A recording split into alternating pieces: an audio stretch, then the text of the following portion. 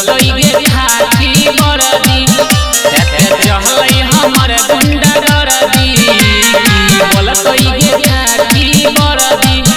रोजे होइ छै मडर छोड़ी दिन दुपहर रखने छियै पूरा हिला के छियै रंगदार जिला के गे छौरी छियै रंगदार जिला के गे छौरी